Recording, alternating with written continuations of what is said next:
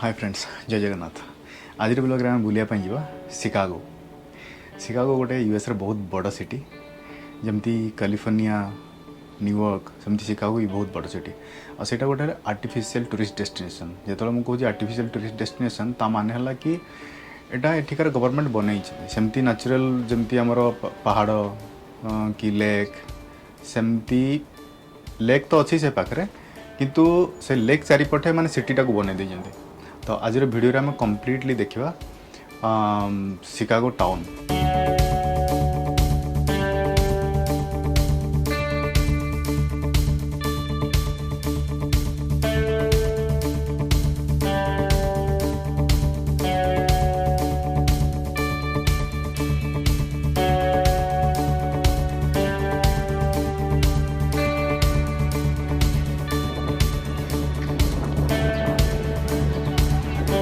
ब्लॉगटा मु आगु शूटिंग कर देती 3 मास पूर्व शूटिंग कर देती। मुझे जो रोचु सेठू मो आउ जन सांग अच्छे आकाश बोली आम दुज डिसाइड कलु कोविड जो सिचुएसन टिके नॉर्मल हो गला यूएस रे आउ सब सिटी गुड़ा ओपन है तो आम डिसाइड कलु ना आम जा शिकागो। कारण शिकागोटा मो सांग जो रोचे मिनियासोटा जोटा कि मीन्स मिनियापोलिस सिटी से रोचे।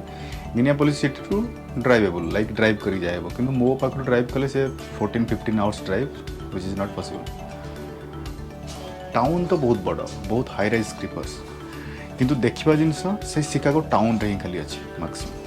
तो तुमको सेठी गले मैक्सिमम जिनस कौन देखा मिलो सेठिकार बहुत पुराना म्यूजियम अच्छी आउ बहुत बड़ गोटे एक्वेरियम अच्छी। एक्चुअली शिकागो सिटी एमती तैयारी मिशिगन लेक गोटे अच्छे से लेक को मुझे गली तुमको समुद्र भाई लगे बहुत बड़ लेक आमर जमी चिलिका से मिशिगन लेक रू से आर्टिफिशियल गोटे रिभर को ये कर खोली की बहुत बड़ गोटे कैनाल कर तुमको फास्ट टिकेट करदा पड़ो। ऑनलाइन टिकेट अच्छी सेठी जाकि भी तुम टिकेट कर से पॉइंट है नाभी पियर बोली गोटे पॉइंट अच्छी से पॉइंट को तुम पहुँचिकी से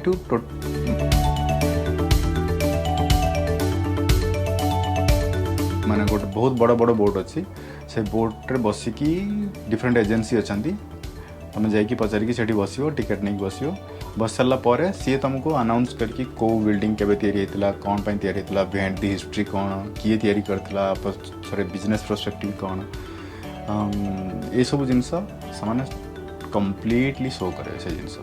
तो आज ब्लॉग रे आम चले जा से बोट राइड रे केमती टोटल सिटी भीतर आम देखुं और तार व्यू केमती ऑसम व्यू जस्ट एंजॉय करूँ। धन्यवाद।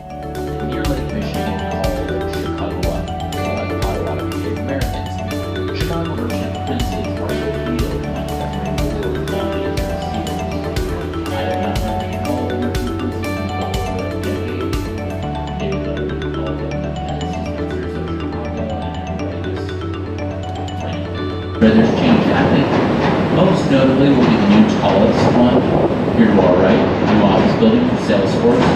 In my experience though, most people's eyes are drawn to these two blue glass structures in front of us. We'll talk more about the wedge-shaped one later when we get closer to it. In the meantime, we're going to stick with the inverted parabolas of River Point by Picard Chilton, which is actually my favorite of the two. I think this one goes underappreciated in comparison to its neighbor. It's got a plaza, a river walk, a brand new sculpture from Santiago Calatrava, one of the world's most famous living architects. I still like this design, even after I had a passenger call it a blue glass hot pocket, which I discovered is pretty hard to argue with. So I've stuck, which is my favorite translation. But it's helpful because ultimately the odor came from a kind of vegetable that grew along the banks of the river. We've kind of taken it on over the opportunity as we enter this canyon of tall buildings. We'll begin by going to the left with undulating looks cool, which is what we're going to talk about for the rest of the tour. But not here, that's great. Keep an eye out, like I said, definitely proud to call Chicken Gang one of our own. Now, as we continue heading west, I've gotten in the habit of using this collection, but if we start there, we're leaving a lot of people behind. So I want you to be able to, if you just want to drink a beer, look at some pretty buildings, to still know what we're talking about. So we're going to start off with this beautiful white clock tower building in front of us. This is the Wrigley Building from 1921. Back in the was a new twist on an older idea. I think my favorite part is what it's clad in. There are 250,000 terracotta tiles affixed inside of the building, and a pointless pattern that slowly gets lighter as you go up. And a building like this doesn't stay this bright and beautiful in its own busy city. They hand wash the delicate terracotta facade every couple of years, keeping it this bright, and they do it all so that we can take photos of it on our iPhones, which, you know, considering the effort, is pretty nice of them. Across the river, just a few years later in the 1920s, you'll find columns and a cupola like a Roman temple on top of the London Guarantee and Accident Building from Alfred L. Schuler. Ancient Roman and ancient Greek architecture is the influence on a style we call fine arts, or posed often in French, beautiful arts. It was pretty common across the country back at this time. But what I like, right here at Michigan Avenue, you have two different results of a trend of the same time, looking to the past in two different ways. Which brings us, you know, to more recent years. And all thing to answer. What I've kind of settled on is I can give you a range for downtown along the river specifically. That's it. So we'll start Marina City. I was able to find a kind of a convertible view back down the main branch to cheer us up. Certainly becoming a kind of a lesser known one, back down a canyon. And while you're enjoying that, we're going to go back to the right and on over to that understandably eye-catching Martini Glass. It's built above air, and your body sees that and asks, where's the gravity? And that's when the wedge shape comes into play. It's called a double cantilever, and essentially it must redistribute all of that compounded mass of the structure down evenly and delicately into the core of the structure, which also functions as the elevator banks and the foundation. From there, 120-foot piers of concrete and steel are dug down into bedrock. We're built on kind of a marshland here in Chicago, so you gotta go through what is essentially marsh, muck, clay, and eventually you'll find that bedrock. It's impressive engineering. It's not my favorite part of the design, just personally. If you want to see my favorite part, look up into our reflection. That's us, right there. That's my favorite part. I know that sounds like a joke. It's not. It's my favorite part of the design. Never really gets old. They did also find a bit of an issue with wind sway in the building. To combat that, they installed 160,000 gallons worth of water tanks inside the top of the building that fill and unfill with water as the building in one direction. They're also pushing the tanks. The tanks go with it. The water is not fixed and instead sloshes and encourages the building to its upright position, reducing vibration, which worked out well for the architects because they got this project right after that one. Now completed in 2020, this is 110 North Wacker. Again, kind of a continuing trend of using some engineering where the river walk to draw your eye. Stainless steel inverted trusses, kind of. I've been getting some interesting images from passengers before you. I've heard tridents. I used to name things. It's too nice of a day. I'm not getting into it. It's better off just for your imagination. But contrast that with today. If you're a private building and you want to build along the river, you must account for a river walk or plaza in that design. And in the 90s, of course, when it was first implemented, all of the buildings saw it as a punishment. But of course, it got the ball rolling for what we see today, skyrocketing property values, international style for that reason. Then, in the 80s, you get curving green glass. Contextualism this time, tipping its cap to the upcoming curve and color of the river, rather than the height of another building, but still contextualizing itself.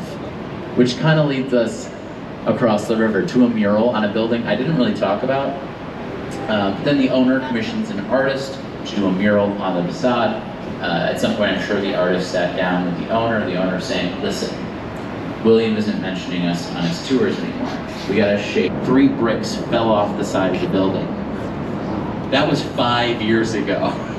So I think a good example of just how much can change in a few years, and maybe that's the theme of the south branch of the river right now, is how much can change in just a short period of time. Because coming up to the left is also a bit of a boom. This neighborhood here is called Printers Row. It's known for the large mail-order catalog printers of the early 1900s, another reason we needed the world's largest post office. But right now we're seeing a lot of tall residential development here, and in the South Loop in general.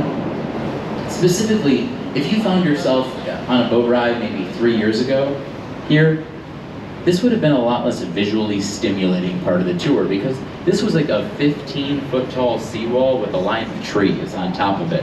A lot less tall building, so I had to spend most of this time talking about the new post office to show everybody what the old post office looked like in 2016.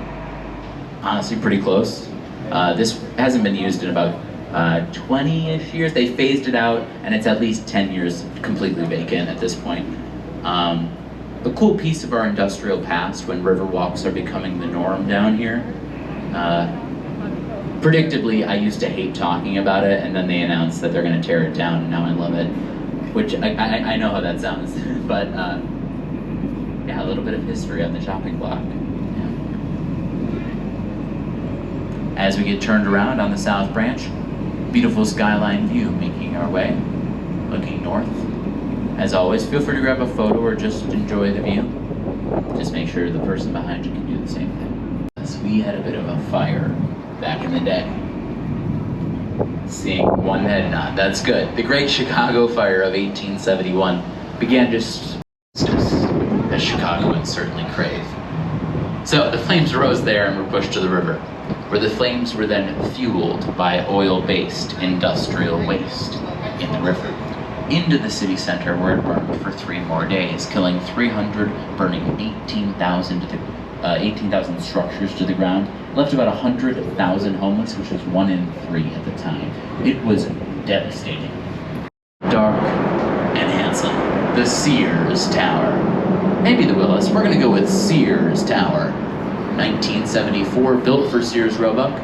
1,451 feet tall, 110 stories, 100 elevators, 16,000 windows, the tallest building in the world for 24 years. Still the tallest in Chicago today. Bruce Graham and Fosler Kahn, the architect and engineer, premiering a bundle tube system, which you can see at the base, 3x3, 9, and only 2 in your neck. It's a good view, but there is no one perfect view of the Sears. It's just too big of a deal for that. Nothing in this neighborhood really even comes close. If you stacked the Queen building on top of herself, you would be roughly the same height as the Sears if you included the antenna. The antenna aren't technically included because they're added later. It's not a part of the architect's vision. It's all technicalities. But the antenna, I think, still do play kind of a useful role for us in terms of understanding, again, more context to appreciate it. The height of just one antenna on top of the Sears alone is equal to the entire height of one of these black boxes to our left. Nothing comes close. Maybe if you flew into an airport or as you drive out of town, take a look back and you'll see how it rules this part of town. It's called the Willis Tower today, legally. It's called the Willis Tower. Willis Insurance, they're a brokerage firm. They moved in about 13 years ago, and every year they pay a little extra to have the name of the building. It's called naming rights. Most people are familiar with this stuff nowadays, with stadiums and stuff.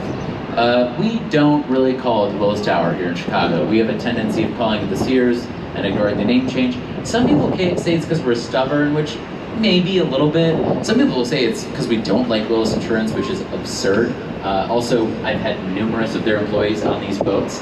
They think it's funny. Do not be offended on their behalf. It's not charming, right? It's just, why do we call it the Sears?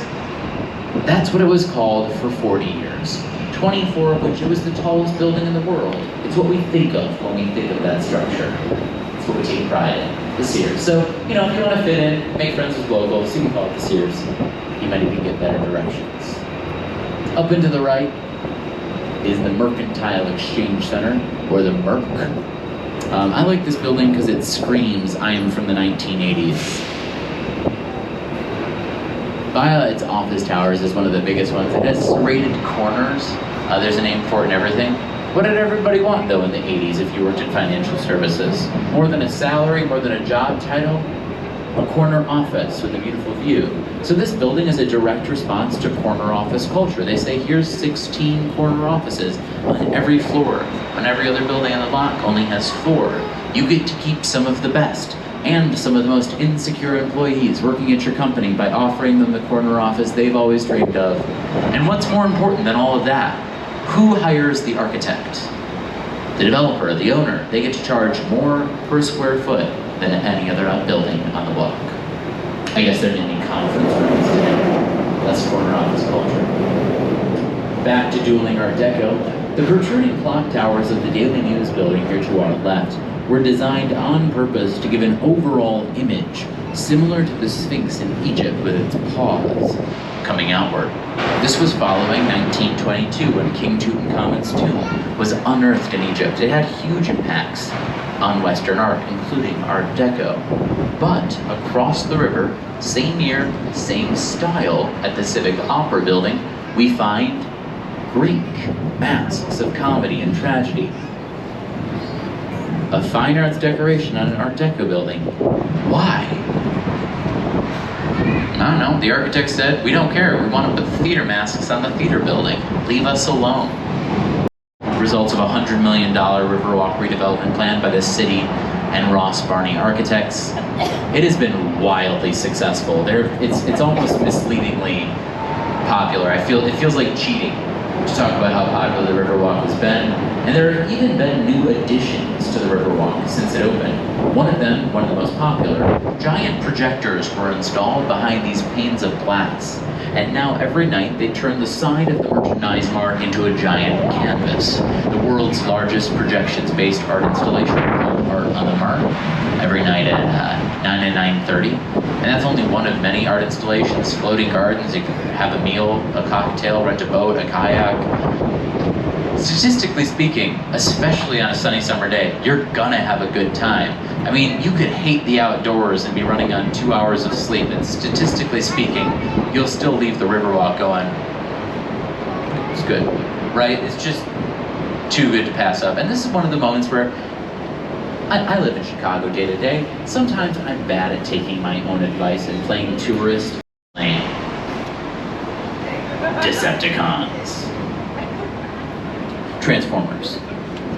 Robots in disguise, if you're not familiar. They had some CGI conversations on top of it. Shia LaBeouf. Echo Deco. We're gonna go back to the St. Regis, just because it's such a skyline changer, it's worth talking about twice. Big impact on our skyline. The new third tallest building, remember, luxury hotel and residence from Genie Gang.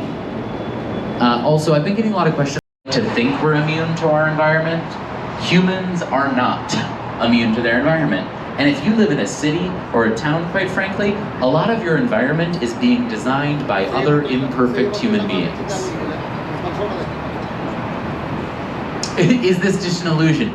It is both really like that, and it is an illusion.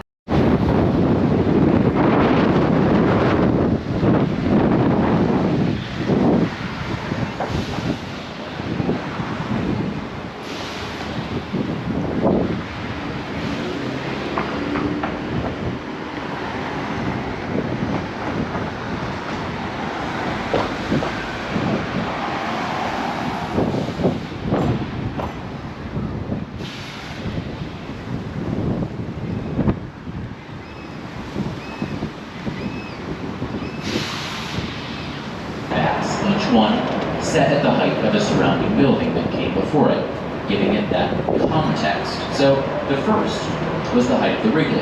The second setback we can trace across the river, the same height as Navy Tower, this more or less terracotta rocket ship. And that's how prominent he was. He said, stop doing flashy things cool, just settle things to near perfection. The lines of this building match the cracks in the plaza. He was never this verbose of a guy, but I think he would have said, go ahead, pull out a magnifying glass. You think you're better than me? Find a mistake, and you never would. That's modernism at its best, right? Also forming a city within a city where you could park your boat, underneath your car, underneath your condo, bowling alley, movie theater, fitness center, shops, restaurants, offices, grocery store, and a skating rink, all in Sydney. We'll see more from him later. Really quickly though, he was influenced by another style. Rather than talking about that, I go to something a little bit smaller. The building is asymmetric. There are 6 bays of windows on the right side of the building, only 5 on the left. Which is strange, because if you're a human, just checking, you like symmetry. I'm sorry to tell you what you like, but we don't have a choice in this. It wasn't until they widened LaSalle Street and needed more room for the bridge. The solution was chop off part of the building on the left-hand side, build a bridge, and do brickwork to patch it all in again. I know they did a good job because, well, nobody seems to notice. It's like, let's stay right once again. Another low-rise building, this time an example of the Chicago School. Staying right once again. The merchandise marked from 1930 is Art Deco. We'll be seeing quite a bit of this style. Your first major clue is the limestone siding. It's dated to the region. Long vertical lines with dark setbacks near each window. It's nice. But yeah, on a personal level, I think it holds up as a piece of public art on its own. Has this habit of commanding attention. And I think the same can be said of these guys down and to the left. Now iconic are Harry Weiss's River Cottages from 1989. He's known for being a sailor.